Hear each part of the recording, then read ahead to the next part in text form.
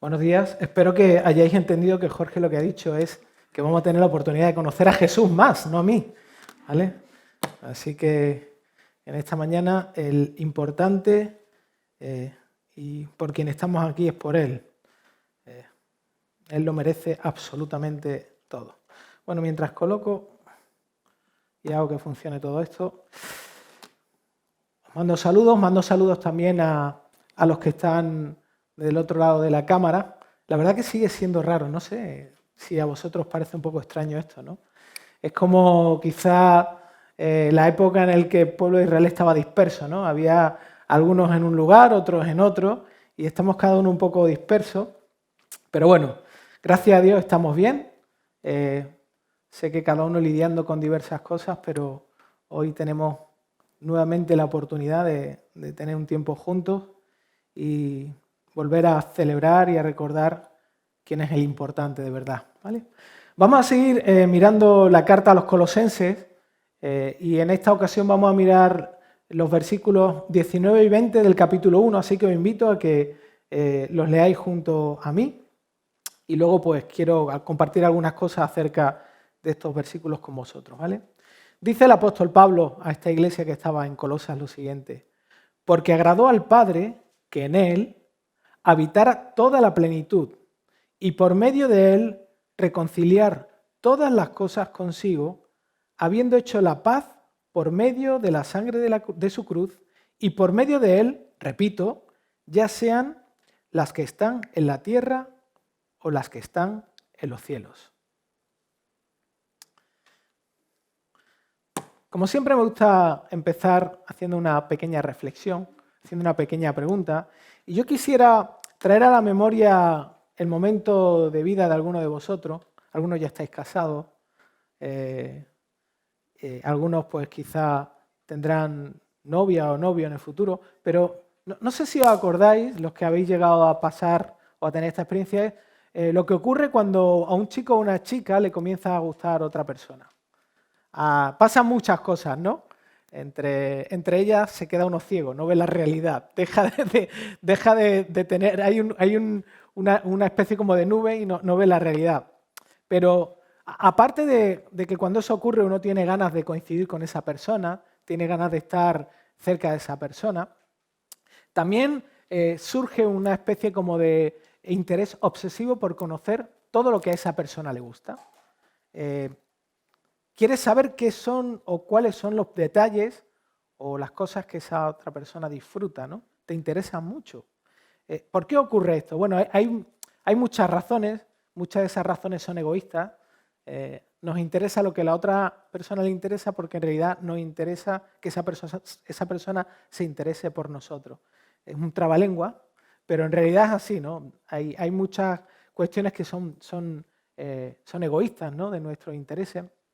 Pero en realidad hay otro aspecto importante y es que conocer lo que a esa persona le gusta o disfruta también es un resultado de valorarla. Es decir, esa persona nos importa, tiene valor para nosotros y por lo tanto las cosas que le interesan o las cosas que le gustan también tienen valor para nosotros.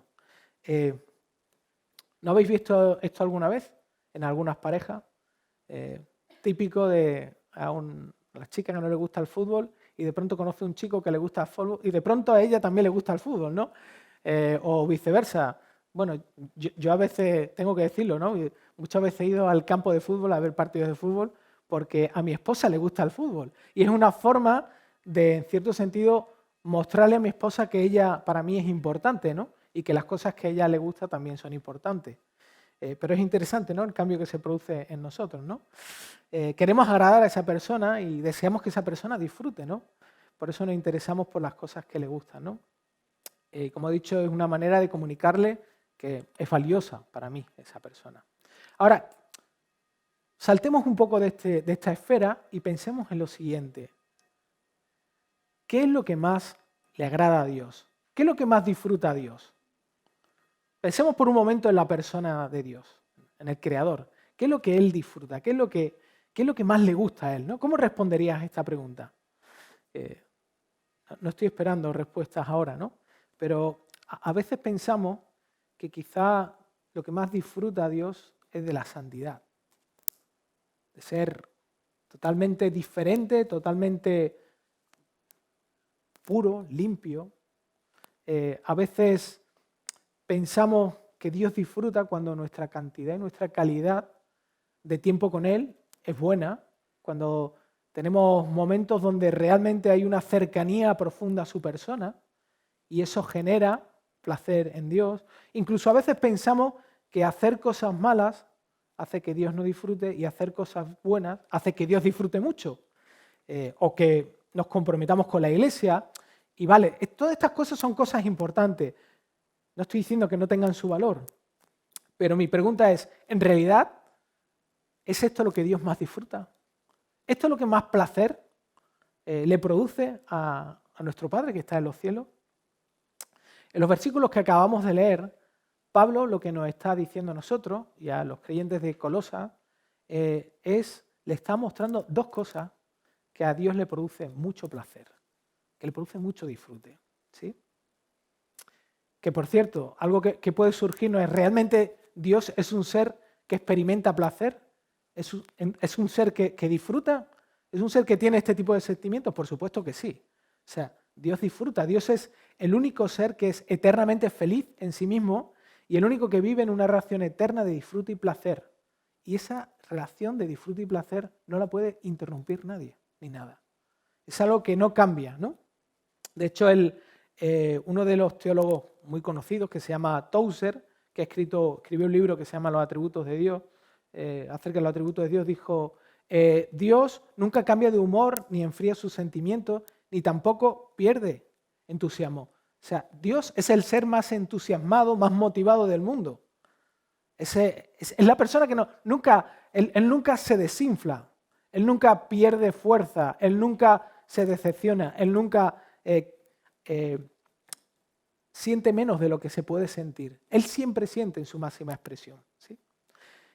Así que vamos a mirar estos dos aspectos que este texto nos muestran acerca de qué son las cosas que Dios disfruta y cuáles son las que Pablo nos dice, ¿no? La primera de ellas es que Dios disfruta residir plenamente en Jesucristo. Dios experimenta un placer extremo en residir de forma plena en Jesús. Como hemos estado viendo algunos domingos anteriores de esta serie, Pablo en este fragmento de la carta, esta carta que empieza escribiendo a estas personas, lo que hace es desplegar un verdadero currículum de Jesús ante los creyentes. Le está diciendo, mira, Jesús, vale, tenéis una idea de quién es Él, estáis pensando que es una buena persona, es un buen maestro, enseña cosas buenas, pero en realidad no es suficiente. Y Pablo está empeñado en mostrar que Jesús no solamente es eso, sino muchísimo más, ¿no? ¿Por qué? Bueno, este conjunto de cristianos estaban siendo bombardeados con un montón de filosofías e ideales que dejaban a Jesús y al Evangelio como algo que no era suficiente, que no era satisfactorio, que había que complementarlo con otras cosas. Por eso Pablo es tan insistente y por eso Pablo comienza sus cartas normalmente haciendo esto. Comienza enseñando correctamente quién es el Hijo de Dios. Comienza enseñando qué sentido profundo tiene el Evangelio para después dar aplicaciones prácticas.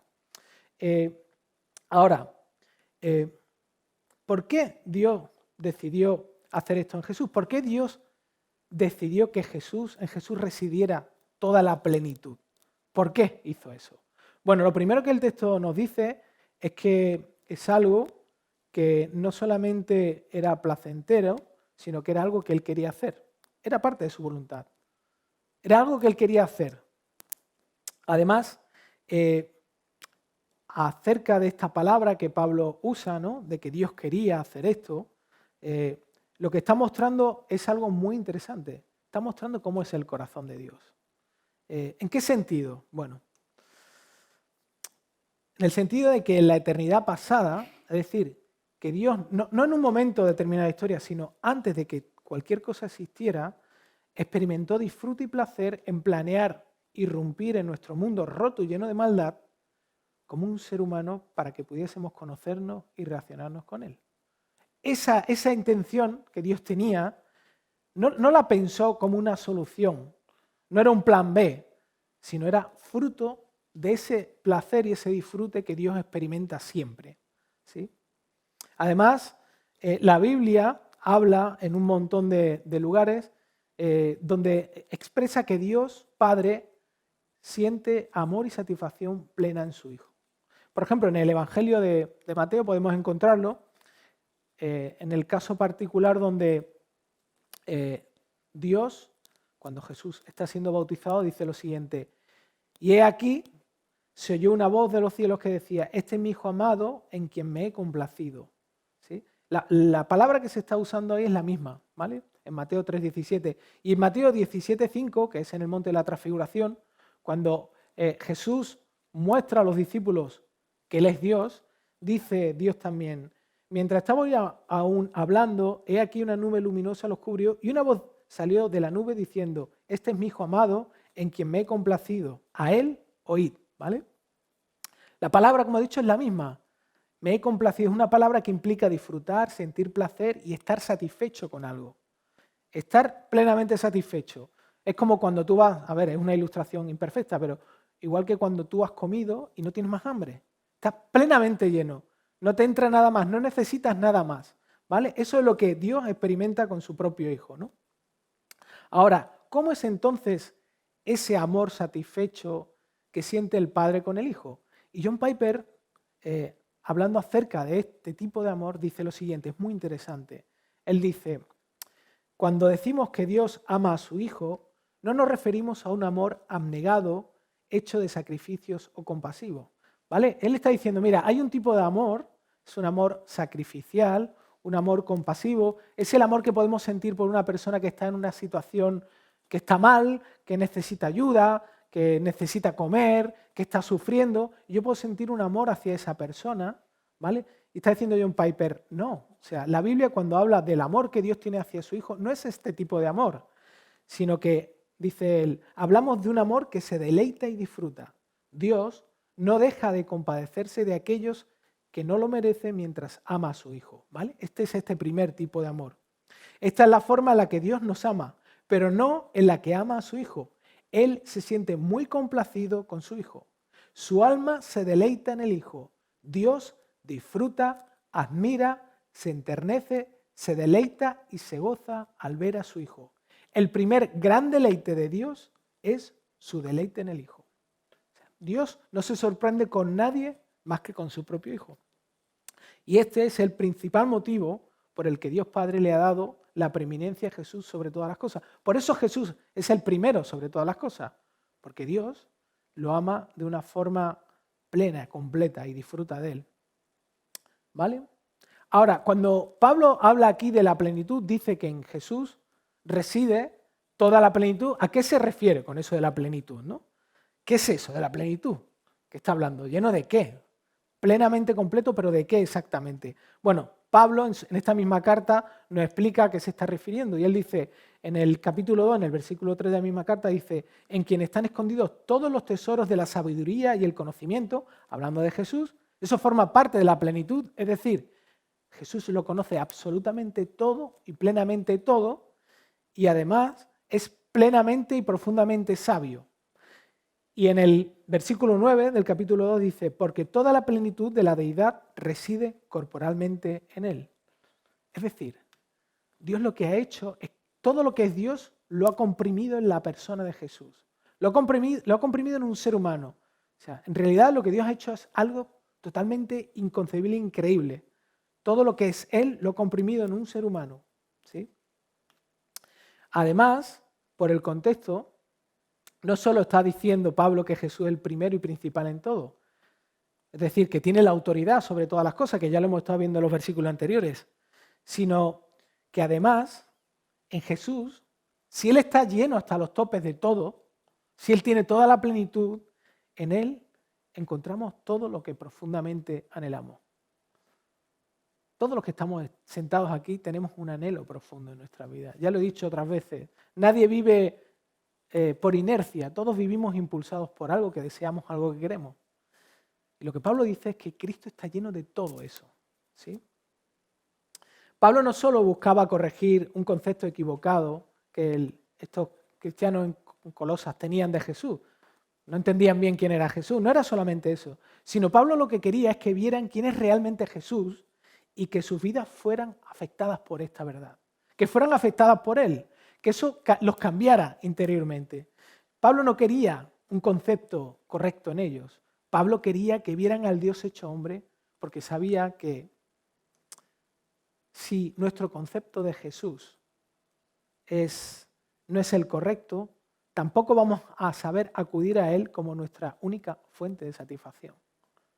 No vamos a poder acudir a Él. O sea, es como el que se compra una herramienta y no sabe usarla, no entiende bien cómo funciona, nunca va a poder ponerla en marcha, nunca va a poder hacer que funcione.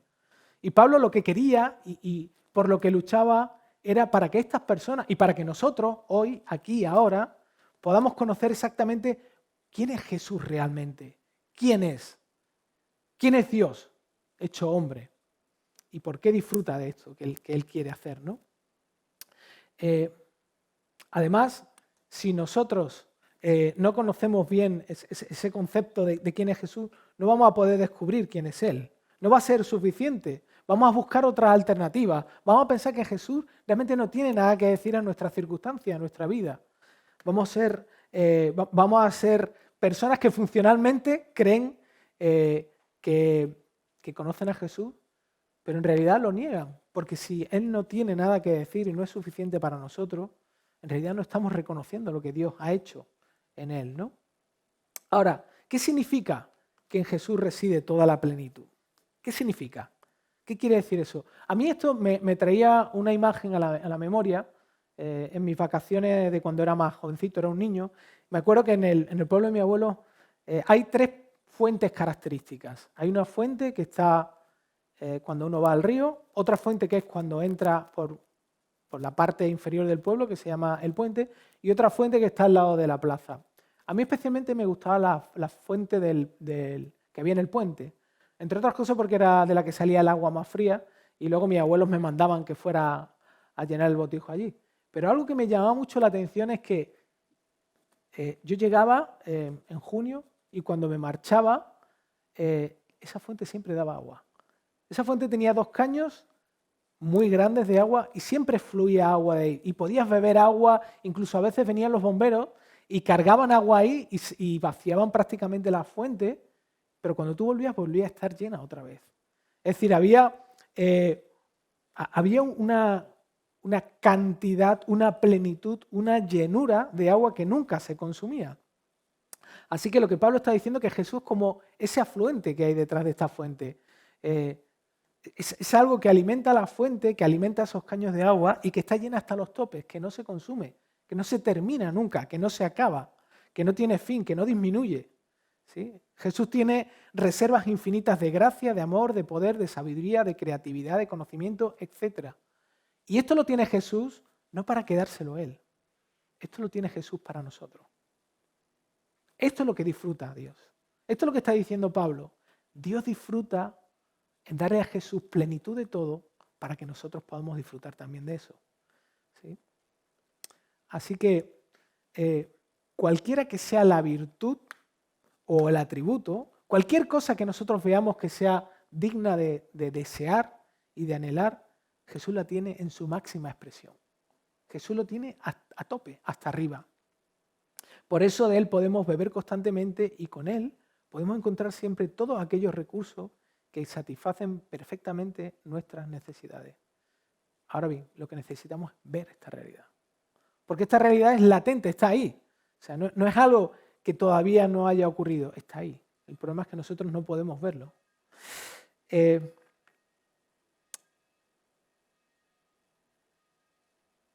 Mi pregunta ahora es, vale, si realmente Jesús ha recibido la plenitud de todo esto, si Dios disfruta que Jesús reciba esto porque disfruta que nosotros lo tengamos a nuestra disposición, yo sé que algunos que estáis aquí, otros que estáis ahí, que estáis en casa mirándome, sé que algunos estáis tristes.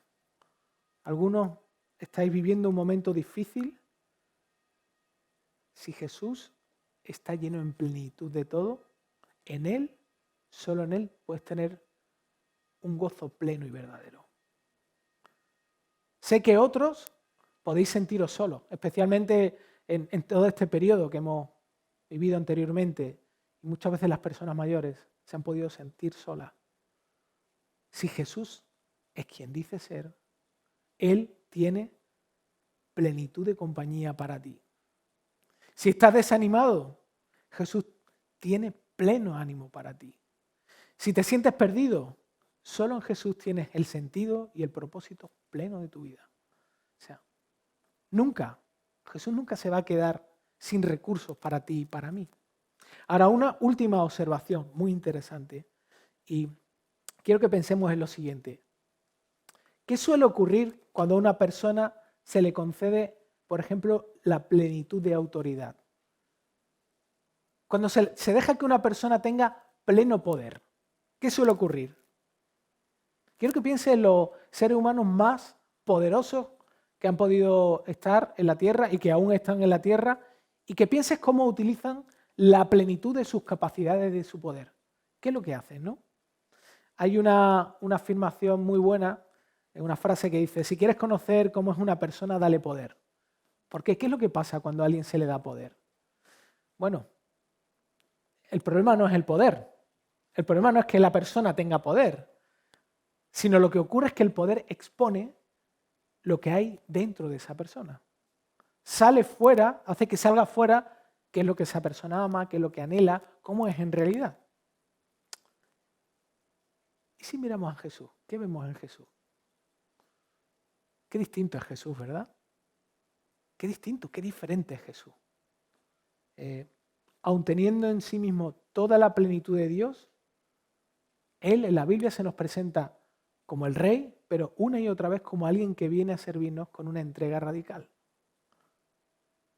Jesús, que tiene poder para mantener, como decíamos unos domingos atrás, en funcionamiento el mundo, que tuvo poder para crearlo absolutamente todo, que tiene el poder para decidir quién vive y quién muere, se nos presenta como alguien humilde, como alguien que viene a servirnos, como alguien que utiliza el poder, y esto es increíble.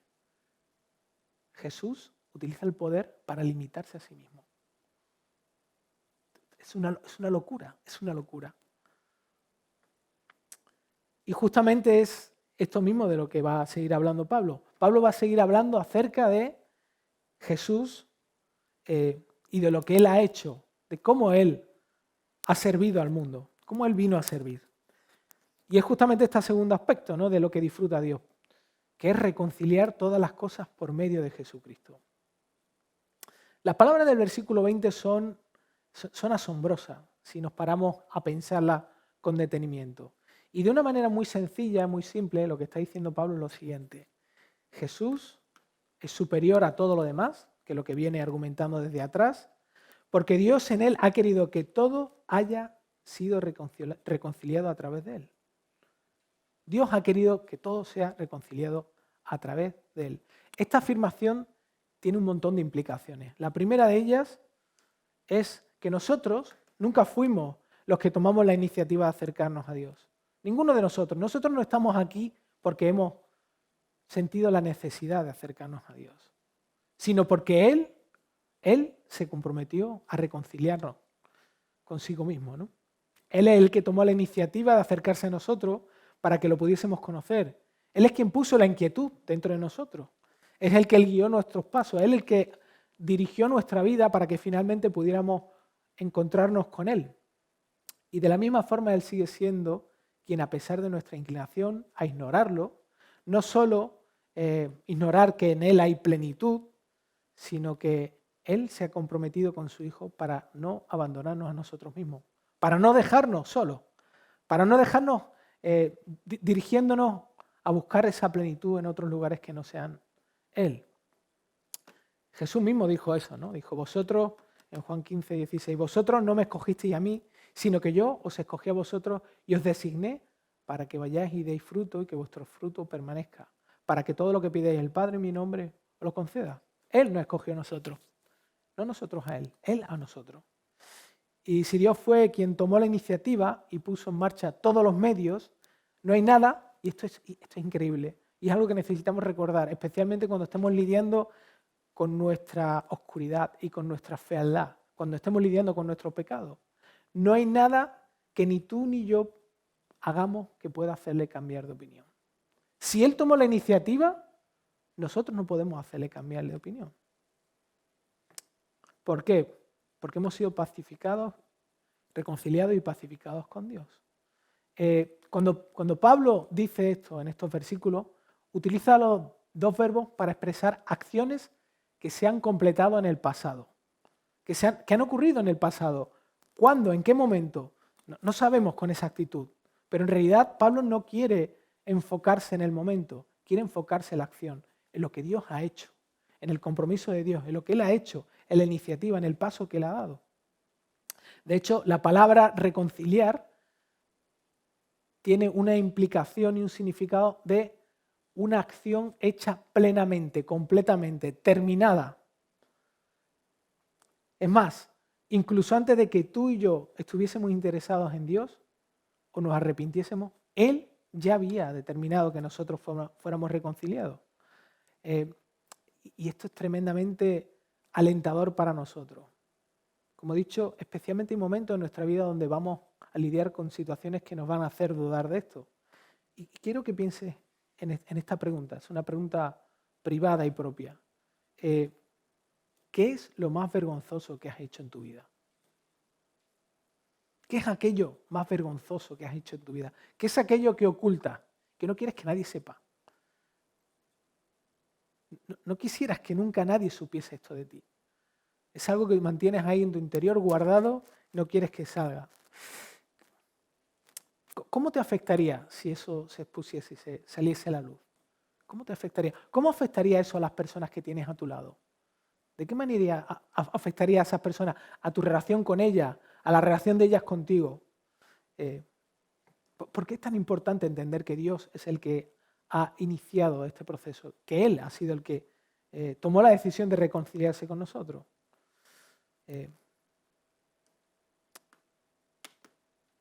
Sencillamente, el hecho de que Dios en Jesús haya reconciliado completamente todas las cosas nos asegura que no hay nada que ni tú ni yo podemos hacer para añadir o restar algo a esta verdad. Esto es una cadena irrompible, no la podemos romper. Es una cadena totalmente unida y que nunca nadie la va a poder romper. De hecho, esto es lo que nos va a mantener la eternidad con Dios, ¿no? Pablo dice que la forma en la que Dios nos reconcilió con Él fue a través de la sangre de Jesús. No fue algo gratis, fue algo muy costoso. Fue tremendamente costoso. Supongo que esta noticia la habéis visto algunos de vosotros, ¿no? Esto es una noticia que se ha hecho viral hace 2 o 3 días en las redes sociales. Se trata de una conmovedora historia de 2 hermanos, 6-4 años. El hermano mayor se llama Bridger y este chico estaba con la hermana jugando y un perro comenzó a tratar de atacar a la hermana y él la defendió y evitó que el perro pues, le hiciera mucho daño a ella, ¿no? Obviamente él pues, sufrió daños en la cara y tuvieron que ponerle hasta 90 puntos de sutura, ¿no? Pero aparte de lo conmovedor de la historia, hubo algo que me rompió a mí el corazón. Y es cuando entrevistaron a este chico, obviamente todo el mundo lo considera como un héroe, y la verdad que ha hecho una proeza, pero cuando lo entrevistaron, le preguntaron, oye, ¿por qué hiciste esto, Briguer? ¿Por qué defendiste a tu hermana y permitiste que esto... O sea, ¿por qué hiciste esto? ¿Por qué te expusiste a esto, no? Y él dijo lo siguiente, 6 años, dijo, si alguien tuviera que morir, pensé que ese debería ser yo. Él pensó que la forma en la que salvaría a su hermana era exponiéndose a él mismo a perder la vida. Y la verdad que me conmovió profundamente, ¿no? Me conmovió profundamente ver el tipo de amor de este niño por su hermana, ¿no? Cuando Pablo dice que Cristo nos reconcilió con Dios a través de su sangre, lo que está diciendo es que Cristo lo que hizo fue responder igual que este niño. Él dijo, si alguien tiene que morir, que sea yo. Bridger va a vivir toda su vida con una marca en la cara que muestra el amor radical por su hermana, pero Cristo va a vivir toda la eternidad con unas marcas en las muñecas para recordarnos justamente que Él nos ama, que Él nos amó, que Él pagó un precio muy alto por nosotros. ¿Sí?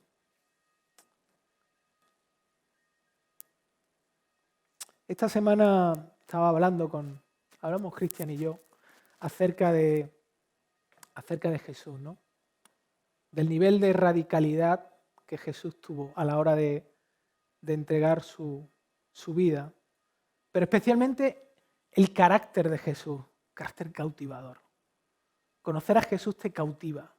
Y pensábamos justamente en Cristo colgado en la cruz, siendo insultado, siendo escupido, siendo maltratado, viviendo un nivel de presión y de injusticia insoportable para nosotros, viviendo un nivel de sufrimiento físico y, ojo, un sufrimiento emocional y espiritual, sintiendo cómo Dios lo estaba dejando solo.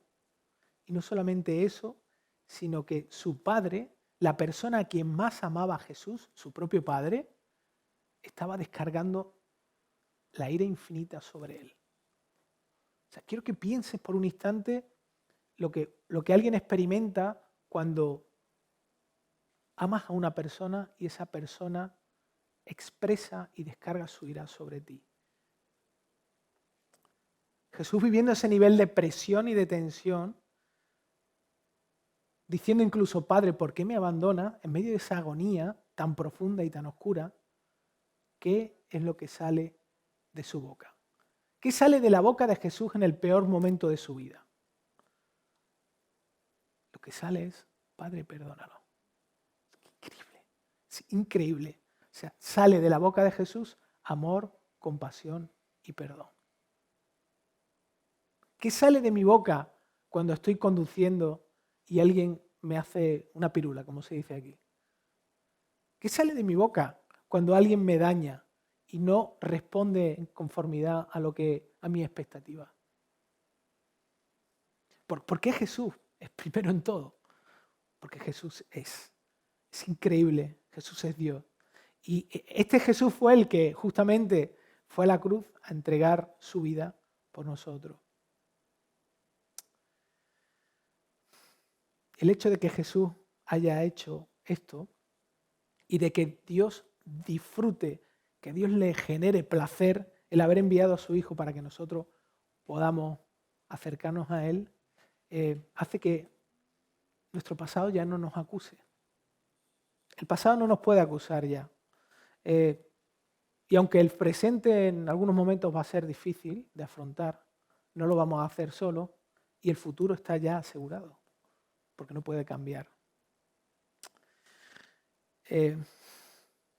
Finalmente el texto dice algo acerca de reconciliar todas las cosas, ¿no? Y quisiera hacer una puntualización. Hay personas que piensan que cuando Pablo está diciendo aquí que Dios ha reconciliado todas las cosas, se refiere a que cuando venga Jesús todo va a ser arreglado. Es decir, todo el mundo es como si Dios quitase de en medio toda la problemática y arreglase todo el mundo y salvase a todos los seres humanos por causa de su bondad infinita, ¿vale? Es lo que se llama el universalismo, es decir, finalmente cuando venga Jesús, Dios es tan bueno y es tan increíble que a todo el mundo le va a dar el regalo de su cercanía y de la vida eterna con Él. Ahora bien, hay otra alternativa a esta idea, que son aquellos que piensan que las personas que no han sido suficientemente buenas van a pasar por un proceso de reciclaje, lo que antes se llamaba el purgatorio. Es decir, incluso hay algunas filosofías orientales que piensan un poco en esta línea. Es como pasas un proceso de reciclaje y luego al final vas a estar con ese Dios, ¿no? Vas a vivir durante la eternidad con eso, ¿no? Pero este es un caso muy bueno para recordarnos que no podemos llegar a conclusiones o afirmaciones categóricas con un solo versículo de la Biblia. O sea, necesito ver qué dice la Biblia acerca de esto, ¿no? ¿Qué dice la Biblia acerca de esta realidad, no? Si esto fuera así, entonces ¿para qué Dios dice que va a haber un juicio, ¿no? Tanto en Mateo como en Apocalipsis, ¿para qué la existencia de un juicio? Si todo el mundo va a acabar en el sitio donde todo el mundo quiere estar. Así que no encaja esta realidad, ¿no? De hecho, la Biblia deja claro todo lo contrario, ¿no? Jesús mismo dijo, muchos son los llamados, pocos los escogidos. Es decir, hay una realidad. O sea, el hecho de que Pablo esté hablando de que todo va a ser restaurado no tiene que ver con el hecho de salvar a todo el mundo, ¿no? Sino que Pablo, cuando habla de reconciliar todas las cosas, se refiere a lo siguiente. Se refiere al plan que Dios tiene en Jesús, no se limita solamente a los seres humanos, sino que tiene dimensiones cósmicas. A ver, puede que esto te parezca chino, ¿no? Esto de dimensiones cósmicas, parece que estamos en el espacio, pero en realidad lo que está diciendo Pablo es que en Jesús Dios lo que ha hecho es que se vuelva a reorganizar y a reestructurar el mundo. Eso es lo que va a pasar cuando Él venga finalmente, de manera que tenga una armonía perfecta y que Jesús se relacione de forma perfecta con todo, con la humanidad, con lo creado, con lo material, con lo inmaterial, con absolutamente todo eso, ¿no? O sea, todo el mundo material y espiritual, como dice Pablo, que lo repite, tanto lo que hay en los cielos como hay en la tierra, va a tener el lugar y la posición que le corresponde con respecto a Jesús. Y quiero invitarte a que sueñes por un instante en esto, ¿no? ¿Te puedes imaginar cuando llegue este momento? ¿Te puedes imaginar lo que Pablo tiene en su mente cuando está escribiendo esto a los colosenses? ¿Puedes imaginar la figura que Pablo quiere mostrarnos a nosotros? Pablo lo que está diciendo es que lo que va a ocurrir en Cristo, o mejor dicho, lo que ya ha ocurrido, que todavía estamos esperando a que se manifieste, es que no solamente vamos a vivir una relación perfecta con Jesús, no solamente Él va a ser nuestra plenitud y primer amor, no va a ser Él únicamente va a tener la primacía sobre nosotros, ¿no? No solamente vamos a poder vivir y experimentar el placer que Él vive y experimenta, ¿no? Sino que vamos a tener relaciones sinceras y transparentes entre nosotros. Vamos a disfrutar de la amistad verdadera y transparente. No va a haber envidia, no va a haber murmuración, no va a haber enfado, no va a haber ira entre nosotros. El amor que vamos a experimentar los unos por los otros va a ser el mismo tipo de amor que Dios ha tenido por nosotros. Y no solamente esto, sino que además vamos a podernos relacionarnos con la creación de una forma que la vamos a poder disfrutar en libertad. O sea, a lo que Dios nos llama, esa restauración, tiene que ver con Él, pero tiene que ver también con las cosas materiales. Tiene que ver con el hecho de que todas las cualidades que Dios nos da, los dones, los vamos a poner al servicio de Él y al servicio de otros. Y vamos a experimentar placer. No va a ser una carga, va a ser un disfrute. Va a ser un privilegio. Va a ser algo que haremos sin envidia, sin competición, sin queja, sino experimentando un placer creciente, sirviendo a Jesús y a otros. Y en realidad lo que vamos a vivir allí va a ser poder tener o experimentar el mismo tipo de placer que Dios experimenta. Vamos a compartir la gloria de Dios. Eso es lo que Pablo quiere mostrar, lo que quiere que nosotros veamos. Lo que tiene que ver, la reconciliación tiene muchas implicaciones presentes que se llevarán a cabo en el futuro. Así que, ¿cuál es la conclusión nuevamente en estos versículos? ¿Qué es lo que Pablo quiere lograr? En realidad es la invitación del Evangelio. Dios solo encuentra plena satisfacción y placer en Jesús. Y el Evangelio no solo es una historia de salvación en el sentido negativo. No solamente es que nos perdona de pecado y nos da una vida perfecta y tranquila en un sitio estático. No es eso, no. El Evangelio es la invitación que Dios nos ofrece de poder experimentar en esta vida un preludio del mismo tipo de disfrute, satisfacción y plenitud en Cristo que el que vamos a experimentar con Él durante la eternidad. Y esto es lo que verdaderamente le produce placer a Dios. Que nos aferremos a esta realidad, que creamos esta realidad, que vivamos a la luz de esta realidad, que lo valoremos y que disfrutemos a Jesús. Por eso, y solo por eso, Jesús es superior a todo lo demás. Vamos a orar. Señor, gracias Señor, por darnos un tiempo especial, una parada en el camino, un momento donde como decía Jorge hace un rato, nos detenemos a volver a mirar la fotografía de Jesús, la fotografía del Dios hecho hombre, del ser que nos creó, del ser que nos dio un propósito, del ser que nos llama a sí mismo, del ser que nos rescata, de quien nos perdona, de quien nos ama, más de lo que nosotros podemos imaginar. Señor, ayúdanos a no ser ingratos, ayúdanos a tener un corazón que pueda ver el valor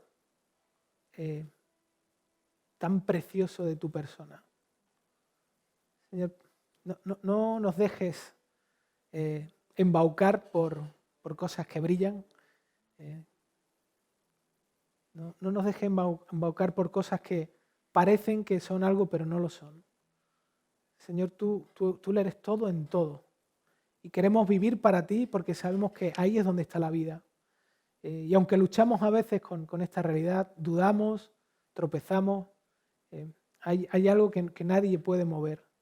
Ni siquiera tú mismo puedes desdecirte de lo que has hecho en Jesús. Así que oramos para que esta realidad impacte nuestros corazones, nos despierte, nos permita fantasear en ese momento en el que te podamos ver cara a cara, pero finalmente que nuestras vidas sean como señales que apunten a ti, que podamos ser